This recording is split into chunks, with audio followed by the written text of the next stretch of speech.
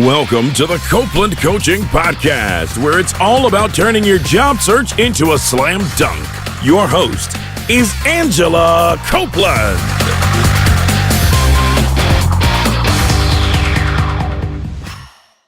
Welcome to the Copeland Coaching Podcast. I'm your host, Angela Copeland. On the phone with me today, I have Alyssa Carpenter in Philadelphia, Pennsylvania.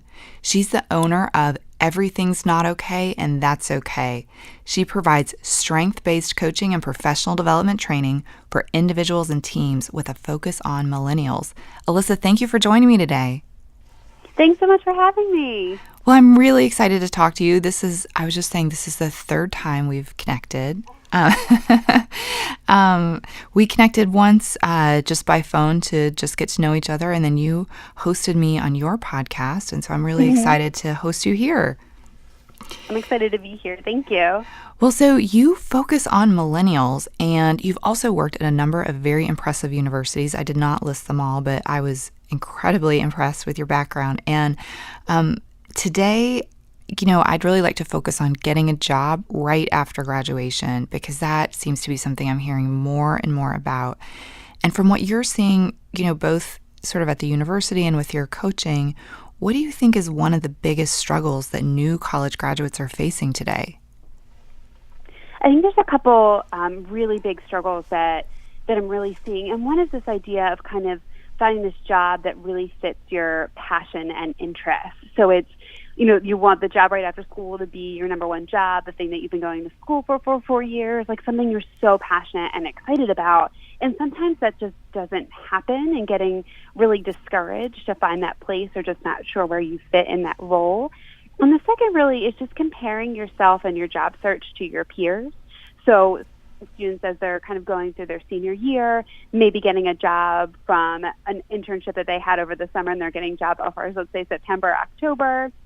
Other students towards the end of the year, and then others continuing. So it's really kind of facing the struggle of comparing your journey with other people's and then making decisions that way. Oh, that is really hard. What do you say to someone who can't seem to find something, for example, in the major that they studied, and they're having to kind of look for something outside of it? I mean, is that, do you let them know that that's all right, or do they wait? What do they do? I think the hard part, too, sometimes is when you realize after 4 years that's not actually what you want to do. When you see, because not every major, especially when you're talking about liberal arts, a history major doesn't mean to be your historian. And if you're a business major, there's so many things out there. So I encourage them to really take a step back and identify kind of what they're interested in, what they want. And I'm always advocating for doing informational interviews and questioning people in a job that you think that you might like, just to see what it's like before you sign that offer letter and continue to go forward. But it can be so discouraging if you've been doing something for 4 years thinking, this is what I want to do, this is how I want to spend kind of the rest of my life, and realize that's not the direction. And it's okay. And it's like kind of my business name is okay not to be okay.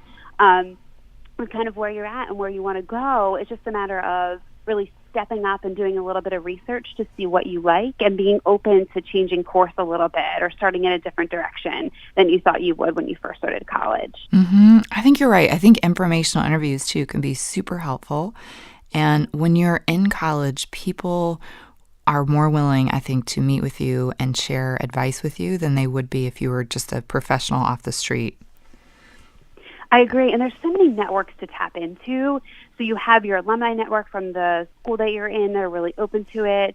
You have career services. You have professors. You have so many things that are free at your fingertips while you're in college and really shortly after. And a lot of them, they're just free, and people are willing to have conversations with you to say what they've learned, the mistakes that they've made, how they've grown professionally. And it's all available to you, in that age group as well. Absolutely. Well, so as we go through this process, is there anything we should be sure not to do? Are there any big mistakes that we should try to avoid making? I think when you're looking at the compensation package, and as I kind of coach individuals and I worked in higher education, it was always a conversation of, this company is going to pay me X and this company is going to pay me Y. This is more. I think I should go here. And I think one of the biggest mistakes that we make is going with a company that's paying you more money just for the sake of it being paid more money. There's so much to look at when you're thinking about what your first job or second job, if you're a career changer, is going to look like. What does the package look like as a whole? Is there room for growth and development? Do you think that you'll have a coaching or mentoring supervisor? What does the management look like? What is the feel of the organization? So just strictly looking at numbers for numbers' sake, I think, is a poor choice. It can be hard, though, if you're looking at the student debt that you have and accumulating and you're trying to be realistic about what you can pay back in your lifestyle. But think about it in a bigger picture than that. So don't just straight look at that salary and compensation and then sign that letter from there. Ooh, I think that's a good point, because often, we may only stay at our first job for, let's say, 3 to 5 years at the most. Mm-hmm. And if you're looking at a company that has training or mentoring, it may be setting you up for a much better second job than one that maybe pays slightly more, but is just not at all, what you're looking to do in the future. Exactly. And I think what is actually one of the biggest differences between millennials and previous generations is their need for opportunities for growth and development. So potentially this job, your first job, could start out on a lower level, so you might be able to move up quickly or have more of a lateral role, get more exposure and experience to meet new people, maybe even traveling. So there's so much more to look into. It's, yes, you have your career now, and for the most part, millennials leave within that 18 to 24 month kind of mark, especially if there's no room for growth. So having that opportunity to move around, I think, is so important to look into when you're looking into a new role. Yeah, that's such a good point. That's a great point. I think the other thing that I have seen sort of in my coaching, which I would caution millennials to at least consider, is I've had a lot of parents reaching out to me who are trying to assist their children with the job search. And these are even children or adults who are 25 plus years old, and the parent wants to meet with me or talk with me or wants to redo the child's resume for them. And I've even heard of this coming into play where the parent is trying to negotiate the job offer, for example. Yes. And so, I think that I would definitely caution against. Don't bring your parent, and it happens. Don't bring your parents to the job interview. Don't have them call and follow up while you didn't get the job. Like that, we're over that. That's not right. Don't do that. Yeah, like past generations did not do that, and so I think when your mom comes with you, it's very noticeable, and you very quickly are someone that they don't want to talk to. Oh yeah, and it's so funny because when I talk to clients about it, let's say you don't have a car or a ride, I don't want to say pretend your parent is an Uber driver, but, have them drop you off, have them go to a coffee shop, or do not bring your mom into the waiting room to wait until you're done. Because people can sense that, and it doesn't look great because it doesn't show that you're independent. It doesn't show that you can kind of think outside the box. If your mom is doing this for you now, what is it going to look like when you're here? Is your manager going to have the performance appraisal conversations with your mom too? So there's nothing good that can come up of that situation. Yeah, that's a really good point. I hadn't even thought about the parent who drives you and then wants to come inside and wait as if it's like not a big deal, because like the receptionist even would notice and might say something to your future boss like, Bob's like mom was out there. Yeah. It's so funny because I'm also saying it's important to kind of not necessarily make friends with the people at the front desk per se, but they're important in the role. You might not think that they're paying attention, but they are. Have those conversations. How are you? How is your day? And they will say those things. They will say, this person's mom was here, or they were on the phone talking about this the whole time. Like, be aware of your surroundings. Right. No, it's such a good point. And I know it's hard because you've got to maybe have a difficult conversation with mom and dad and say, like, listen, guys, like this, you can advise me at home all that you want, but when it comes to interacting with the company, it's me. I've got to be the one who does it. Even if I struggle, let me struggle and I'm going to figure it out. Yeah. I 100% agree. Yeah. Well, I know, one big thing that happens when we come out of college is that we don't have a lot of real world experience. I actually have younger brothers who are quite a bit younger, and they just graduated from college a few years ago. And, they didn't both have a lot of, they had done great in school, but they didn't have a ton of, summer internships, for example. If we find ourselves in that situation, I mean, where do we start if what we mainly have is the college degree? How can we look at that point? I'm always advocating for a volunteer experience because you never know what you'll gain from there. So finding an organization that you feel passionately about, and there's so many things that you can do within the organization. If they're looking for you to kind of new website redesign, or they're looking to kind of gain new exposure and raise money, think about what tasks you can do within there. And then even beyond kind of your typical nonprofits, think about what organizations you can volunteer your time for. And when I went to graduate school at Pitt, I knew I wanted to work in higher education, but I wanted to be exposed to different areas. So I called up a bunch of offices on campus and asked if I can volunteer X number of hours to observe and work with students in different capacities. And they were really excited and willing to do that. It's free help. People want that, and that can kind of gains your experience. And there's kind of also, I don't want to say necessarily rules of thought, but some people say that you don't even need to say that it's volunteer experience on your resume, and you can put it as work experience, where other people feel like you need to say volunteer experience. But experience is experience, and I think you can gain it the more you kind of give it away, give your time away, I think is really a valuable way to gain more and add more to that resume in that time. Oh, I totally agree. I think very often, we sometimes think about volunteering our time and we think, well, they should pay us. But then if you kind of step back and think, I'm paying a lot to go to college to learn some things. Why wouldn't I go do this to learn some different things for free? I don't have to pay for it. Yeah. And they're not paying me, but I'm going to get some value out of it. Yeah. Exactly. And, depending on what organization and what role you're trying to do, look at different job descriptions and say, oh, they're looking for this skill set or this opportunity, and try to find that somewhere else. So when you apply and you interview, you have that experience and can speak to those experiences that you had in those in those questions that they're giving you during the interview itself. So there's so much to be gained from getting, your feet on the ground and just trying things out. Oh, I totally agree. I mean, you can figure out what you like and don't like. Like you said, you have examples that you can use. You have references that you can use. There's so many advantages. One piece of feedback I often hear around this kind of issue, you mentioned reaching out to other departments and volunteering to work with them. So one reason we don't reach out is that we're afraid to, because we don't want to bug the person and we're afraid of how they might respond to us. When you went through this process, did anyone say, Alyssa, stop emailing us, we don't want your help? Did anyone give you that kind of response? No, and honestly, they were really excited about it. I think the only, I don't want to say negative, is some people don't necessarily have the time to mentor or walk you through the process, but they're always willing for you to kind of sit there and observe and give you the work that they can. So you really have to be, one, a go-getter and a self-starter, because they might say, here's a project, roll with it, and they might not have the space to be able to walk you through necessarily step by step. But everybody was surprised, because apparently I was one of the only people who would ever have done that. So I think you'll really be surprised how many people will be receptive of it.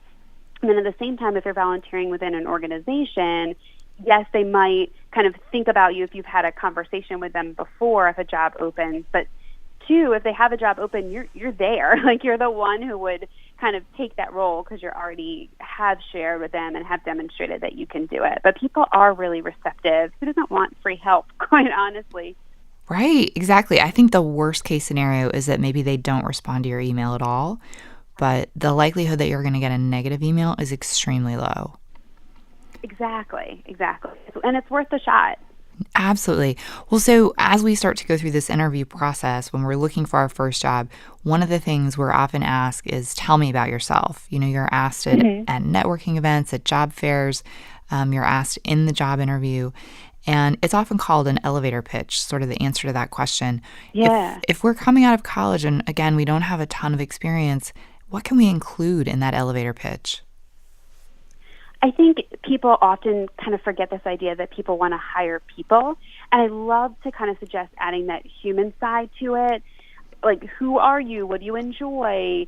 And so you can kind of stand out a little bit, and don't definitely come across as this entitled person who wants a promotion right away, but find the balance between like you're eager and you're excited to learn in a particular area. So express your interest, express what you're excited about, that you're eager to learn. I also think millennials, according to a lot of employers, are particularly lacking in those soft skills, so that communication, that teamwork, the interpersonal skills. So any way that you can incorporate that into your elevator pitch, I think, is really key as well, so they can see that you have those skills. And that can even come across how you're speaking with them and how you're referencing your past experience and your interests. Absolutely. That makes a lot of sense. So one other thing that comes up too as we go through the search, and I'm kind of hitting on some various topics, but is our resume and our GPA. Should we be putting our GPA on our resume, and like when is it appropriate and when is it not appropriate?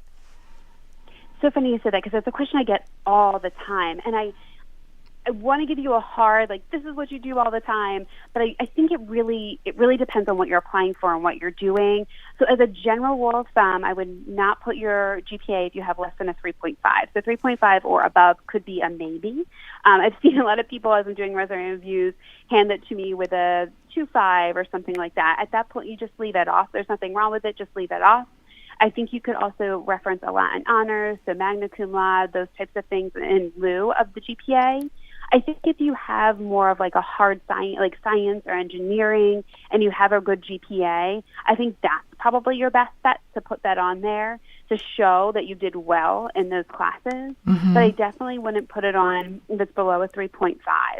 And quite frankly, after kind of your first job or so, I don't think it's really necessary, and it takes up space. So the more that you talk about and how you demonstrated in your positions, I think is more relevant than when your college GPA is after you've been in the field for a few years. I agree. I think after a while it looks very young. And so, yes. If you've been working for like, let's say 5 years and you've still got your GPA on your resume, you should consider removing it. Yes, exactly. Yeah. And I find that like you said, hard sciences like engineering, computer science, those are areas where, especially when you're coming out of school, they often ask your GPA. Yes. But other areas, they don't really care all that much. At least that was my experience. No, they really don't. And it's also kind of, what are you trying to illustrate through that you're a good student? Is there another way that you can illustrate that you are a fast learner, you've done well? Think about kind of everything on the resume. What is the point of it? What are you trying to reflect? And is there a better way to do that? And a GPA is not necessarily the way to do that. Just because you can study really well doesn't mean that that's necessarily transferable into the workplace. So think about it in a different context. Well, and I like the fact that you're giving there's not a one-size-fits-all answer. I work with students who go through a university here where I'm located in Memphis, and there are at least some programs in that university that require all students, no matter what their GPA is, to list it. And that's kind of what they're teaching them, and it's tough because you may have a GPA that's not great, and then you're circulating it, among future employers that may not care. So. Exactly. And to be quite honest, there's certain fields definitely that are looking for this GPA and above, and that's kind of their cutoff point when you're talking about investment banking and those types of things. They are going to look at that, but most aren't, quite frankly, and they're not going to ask about it. And if it's lower, they're looking at it and you're standing out in not the best way possible. Nobody's going, if they want to ask for it, they can, but don't give them the information if that you have not done as well with your GPA. I totally agree. Well, so also on the resume, this question I get a lot, and it's always very uncomfortable for me, so maybe you can help me, which is, should we include our high school on our resume, like where we went to high school? Where? I don't think that's necessary. Quite frankly, your education should be at the bottom of your resume and really should just be your college or graduate school or wherever you went to for there. In terms of activities, that question I get a lot too is, should I include my leadership in high school? And most likely not, because it's been a long time. If you've started a business, if you have a nonprofit, if there's something so amazing that you've done, maybe, but it's a long time ago. So if you're thinking about your senior year in college, it's been 4+ years from high school. So I pretty typically take it out unless there's something where they've changed the world in some way or another for the experience. But I really don't think the high school is important unless obviously that is your highest level of education. Well, sure. So let me give you a real life example Yeah. that I've seen like a few times, and I'd love your feedback because it'll help me to give the answer more confidently next time. But I've actually spoken with a few people that are, say, in their 50s by now, and they went to a really impressive boarding school that they were sent away, and it was very well known within the boarding school community, and they really want to keep it, even when they're, well into their career. And I have really mixed feelings about it. My honest opinion would be take it off, but I don't know if maybe sometimes it's okay if it's a really impressive boarding school.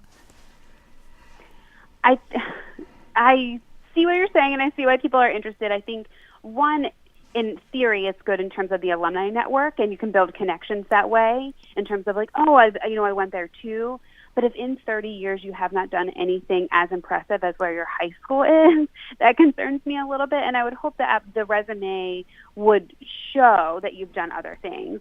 You only really have one page per 10 years. I wouldn't waste the real estate on that. But I do understand kind of where they're coming from and how passionate they are about the school itself. But even with that, I would say take it off. Okay, good. I mean, It's hard because it's exciting, but... Yeah. Well, these are people who've done really good things and went on to great universities and maybe have graduate level educations and, have awesome, respectable positions at the companies where they work. So I don't think there's necessarily any reason to keep it on there. Yeah. Okay. Well, that's helpful. I will keep it in mind next time. Well, so this is kind of back to like an earlier question. But again, if we have little real world experience, but what if we have leadership experience? Like what if we were sort of like the head of the student union or something like that? I mean, how can we bring that into the interview process and into our resumes? Like how can we make a difference as we're interviewing? I think a lot of it in general is this idea of kind of show, don't tell. So this concept of, I think it's great to be the president of an organization and you can write that, but what did you do in that role? How did you raise money for the organization? Did you recruit people? What's relevant to the role that you're trying to apply for? And try to put in those skills there, especially if you're just graduating from college. Those are probably going to be your real world examples that they're asking about successes or failures or opportunities for growth. So think about what that role is and what a scenario might be that you would come from as you were interviewing, and then think backwards of when I was the president of this organization, we did this, and this is pretty similar to what could happen. So really show and share versus president of organization X, vice president of this, like share relevant examples of what you've done. I think that is always really key because they want to see what you've done and how you've applied it. And also remember, too, that leadership doesn't have to be a role like president or vice president or treasurer. I really do believe that you can lead from anywhere. So if you led a particular project or committee or group or a class assignment or something like that, really integrate that as much as you can as well if you don't have any kind of name-titled positions within organization. Wow, that's awesome. That is such a good idea. And I think, thinking of how to answer questions with the leadership experience, it's really key because very often we may go into a job interview and they ask us, tell us about a time when you led a group. And we say, well, we think to ourselves, well, I've never been paid to do that. I've never had this full-time professional job. But as you're mentioning, you can go back and think about a time when you did lead a group and what it was like. But it maybe was something that you did as a volunteer as opposed to something you were paid for. Exactly. And I think it's just kind of in our nature to think, what did we get paid to do for X, Y, and Z as we're going through for a job that we're trying to get paid for? But I think it's just as relevant of an example to talk about things we volunteer for or things as part of an organization. So try as much as you can to find examples that would potentially happen within the role that you're applying for as much as you possibly can. True. I will say, though, the one sort of limit to this in my mind is not maybe talking about things that are related to, say, your family or, I see that sometimes in the elevator pitch too, when I initially will talk to someone and say, tell me about yourself. And they'll say, well, I grew up in this place and I have two little brothers and, I have a hobby where I like to take pictures. And then they kind of say, well, do you also want me to tell you about my school and my jobs? And it's like, yeah, I mean, that's all I wanted you to hear. Right. Yeah. So I would really focus on like what you've done that would add value professionally as opposed to just, yeah. And that statement is so true. It's what can add value. I think that like hits it right on the head right there. Yeah, absolutely. Well, so one thing I think we sometimes overlook as new graduates or even like when we're a senior is this giant department in a lot of schools. Well, I guess it depends on the school, but it's one of my favorite departments, which is career resources. Yes. And yeah, especially, if we don't have a lot of money to, use to hire like an individual coach, for example, how can we best use career resources? What should we expect from them and how can we interact with them? Honestly, it's so funny because when I was working in higher education, students would start as early as freshman year, just walking to the office, familiarizing themselves with kind of the land. They offer so many services. So even sitting down for a 15, 20-minute conversation with one of the career counselors, I think is always valuable. You can get free resume reviews or cover letters or mock interviews where they even tape them. Some schools, companies even go there to perform interviews. You have kind of job boards and postings specific to the school. They have alumni networks. There's so much that you can do. So even doing kind of an initial search of of the website for the department to see what they offer, schedule an initial meeting to see. I don't think it's ever too early to have a conversation and see kind of where you are. And quite frankly, a lot of career centers also offer opportunities for alums as well. So they can go back and do, resume reviews, cover letters, those types of things, even when you've graduated. So that's, I feel like, one of the most underutilized resources that students or recent grads don't realize that they have. It's free, and they might be able to describe a little bit better for you the ins and outs of the organizations that you were involved in or local internships. So they kind of have the lay of the land for you a little bit better than someone else might who's not familiar with the university. No, it's such a good point. This was literally my favorite place in undergrad. I would go there all the time. They had, at the time, I think it's all digitized now, but they had worksheets on the wall, like all different topics, like elevator pitch, resume. And you could... Oh, yeah. Yeah, and you could sit down and chat with them, and they would tell you about different employers, and, you might find out that they have a connection at a company that you're really interested in. And they may help to facilitate an introduction to that company even. You just never know how much value you can get out of the Career Resources Department. And because they are sometimes underutilized, you may have a lot of people who are quite willing to help you and who really have time to help you because, exactly, you're not competing with lots of other students for that resource. So I definitely would not overlook it. And I will say my graduate program had a small career department, but in order to sort of handle that, they brought in someone that was sort of like a consultant. He's a career coach that they contracted with for a certain number of hours, and you could actually work with him for free. And so, each school does it differently, but I think it's really, really worth looking into. Oh, yeah, and there's so many programs for identifying kind of as you're going through like what my major should be and those types of things, and they're all free, which is pretty incredible. Yeah, absolutely.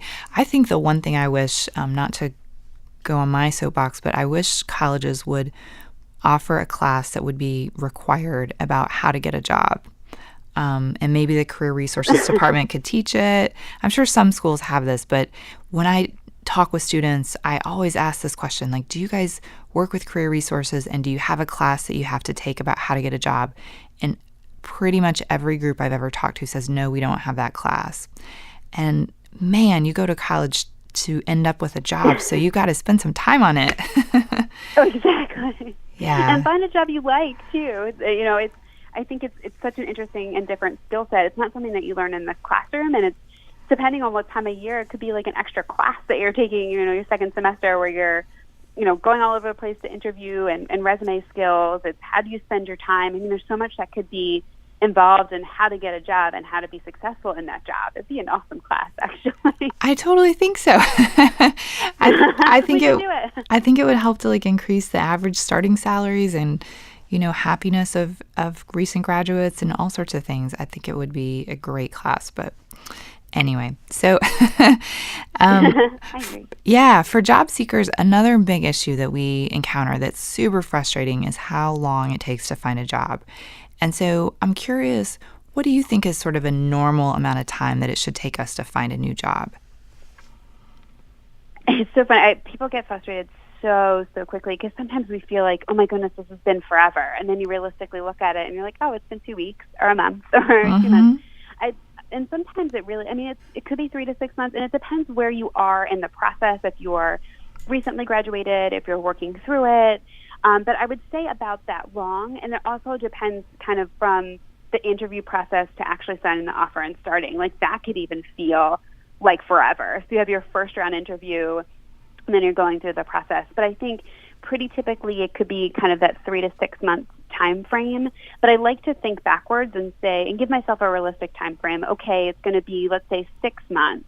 So what should I be doing right now that's going to lead me to get a job in 6 months? Is it doing informational interviews? Is it updating my resume? Is it going on LinkedIn? And kind of thinking that way. So if my goal is in 6 months from now, I'm going to be butt in seat in a new job, what can I do right now to get me to that place? Because I think sometimes we're just like, I'm going to get a job tomorrow, and it's just going to happen miraculously. But we definitely need to make an active effort in order to do it. Yeah, I agree. I talk to people who are sort of all ages, and it's not uncommon for me to ask someone, when do you want to have a new job? And they may say, I was thinking in about 4 weeks. And I think, oh man, this is going to be rough, because if you don't have an expectation in your head that's realistic, it's really you're going to be disappointed. And I think a lot of times the folks who are disappointed and who come back and give us feedback can sometimes be our parents, back to the parents in our family. If they're writing us and they're saying, what are you doing wrong? You just graduated. Why don't you have something? It's been 2 months. How can we give them feedback? Do you have any suggestions on how to kind of keep our family at bay as we're looking? And sometimes it's so funny because I try to find the balance between involving family members and not. And I think just keeping them updated, not as kind of your supervisor to the situation, but more of being an advocate and working with you and having them hold you accountable to the process, I think is really helpful. Of, today I'm going to call 3 places. This is kind of my process. This is what you're doing. Have them kind of cheer you on and get you excited about it, because it can be discouraging. I feel like a lot of kind of our motivation and a lot of who we are is sometimes defined by our job and our position. And it really, there's a lot of self-doubt in the process. So if you don't get a job or a second job in that kind of time frame, you get really disappointed and start doubting, and then you stop the process altogether. So having somebody really involved with you, I like to kind of, sometimes I do Google Docs and we'll, share that document. It's like, this is what we're working on. This is what, we're going through the process. But I hesitate to just say, find the first job and sign that letter, because you're going to be unhappy depending on what that job is. And that's not better than having a job. So it's finding that balance between something that you love and I need to pay the bills and I need to do it. But having somebody be your advocate and working with you along the way could be really helpful as you might start to get down on yourself in the process, because it really is linked to our identity a lot of times. And I would say too, remember that if it took your parents less time, think about when it was maybe that your parents graduated. Maybe it was a different time. Think about what they studied. Maybe they studied something where it was easier to find, something in their field, or maybe the search process. Maybe they happen to know someone. Your search shouldn't be the same as someone else's search, especially someone else 30 years ago. And we're talking about locations too. So it could be, maybe it's expanding your search for, I know a lot of people when they graduate, I want to work within this 10-mile range. Well, that might not happen. So expanding your search in terms of locations, thinking a little bit outside the box in terms of you can continue to do the role that you want to do, but maybe in a different type of company, or just, thinking about your search a little bit differently can be really helpful. Yeah, absolutely. Well, so speaking of this and the length of time, say that we've been looking for 6 months or 9 months and it's just not going anywhere. And maybe we start to think, gosh, maybe I should go back to graduate school because if I just go to graduate school, surely I'll get a job when I graduate. What is your feedback if we're thinking of going to grad school for this reason? No. I'm in my mind, I'm like, no. I think I always think that there should be a point kind of why you want to go to graduate school, what you're going to get out of it, how you're going to change your world or give kind of back or do something when you're finished. And you also need to actually explain that in your personal statement when you're applying. Graduate school is not the alternative, in my opinion. I think if you need it as a prereq for something that you're trying to do, I think I'm a huge fan of really asking people, again, this kind of informational interview piece. What is the job that you're trying to get? I think at that point, really enlisting in services of a coach is really important because you might be missing something. So there might be something on your resume or you might not apply to the right positions or you're interviewing. Those types of things I think are really important to think about. But I don't necessarily think that your graduate school should be your backup plan. You're going to add more loans to it. It might not even be the right program because you're just arbitrarily picking something to kind of buy yourself 1 to 2 to 3 years. It should be something that's really well thought out. Use those LinkedIn connections, connect with people and ask them, try to make a second connection, a first connection to try and, ask those questions about other job openings or what you can do to really enhance your application before you just jump the gun, add on more student loans and apply to a program that you're not 100% invested in. I totally agree. I think sometimes this comes up too with undergraduate school. Like we finish with a degree in one thing, and we decide, I'm going to probably end up working in this other area. I should get another undergraduate degree in the area where I will actually work. And if you can convince someone to hire you for the other job, I would just go for it and not necessarily get like a second degree because many people that you talk to in their careers, they don't end up always doing what they studied in school. And that's not unusual. I mean, it's the most important is to get the college degree.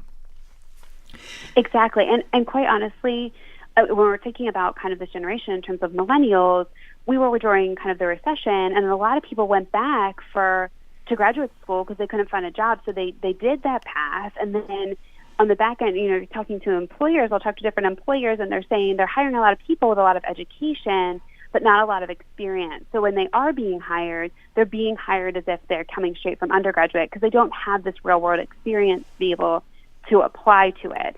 And quite frankly, a lot of jobs will pay for you to go back to graduate school. So if you ultimately a year from now decide, I really want to go to graduate school, this is going to be awesome, employers most likely will pay for all of it or a portion of it or a couple classes. So it's worth kind of waiting to ease your way in to see how that can work out for you as well. I think that's really important. And you mentioned if you go to grad school, having a point to it, knowing what you're going to do. I often encourage people, too, to look at sort of the ROI of a particular graduate school and program. Yes. Because different schools, and people that I speak with are often surprised to hear this, but different schools, your starting salary when you complete the graduate program will be different, somewhat influenced by which school you picked. So I often will meet people who went to a for-profit, one of the schools that's kind of receiving bad press right now, a for-profit school and has gotten an MBA, and they'll go in and interview for jobs, and they've put in tons of time, they've paid for this degree, and the employer doesn't really recognize it. They don't respect it in the same way. Yeah. So. And I completely agree with what you were saying about the ROI. And I even go so far as like go to payscale.com or SalaryGrade or Glassdoor, look at what you would get. So look at the different level of education and experience, be honest kind of about where you are, and then you can actually see what it would be. Because especially some of those institutions, employers are not looking at it, not necessarily in a negative light, but it's not enhancing your application at all or putting you to where you think or hope to be. Absolutely. I mean, I think I'm a big advocate of grad school, but it's a very careful decision. You don't want to take it lightly. Yeah. I totally agree. Well, this has been great. So if we want to learn more about you, Alyssa, where can we go to learn more about you and your work? My website is not okay, that's okay, coach.com, and it's okay, just the okay. And on social media, I'm pretty active on Twitter or Facebook or Instagram, and my handle for those is at not okay, that's okay. Great. And also, I know that you host a podcast. Where can we find that? It's going to launch soon, actually. I'm really excited about it. It's Millennial Playbook Podcast, and it'll be available on iTunes and Stitcher. Oh, that's so great. Well, Alyssa, thank you so much for joining me. This has been so helpful. No, thank you so much for having me. It was a lot of fun. Yes. Thanks for everyone for listening, and thanks to those of you who sent me questions. You can send me your questions to Angela@CopelandCoaching.com. You can also send me questions via Twitter. I'm at Copeland Coach. And on Facebook, I'm Copeland Coaching. Don't forget to help me out, subscribe on iTunes, and leave me a review.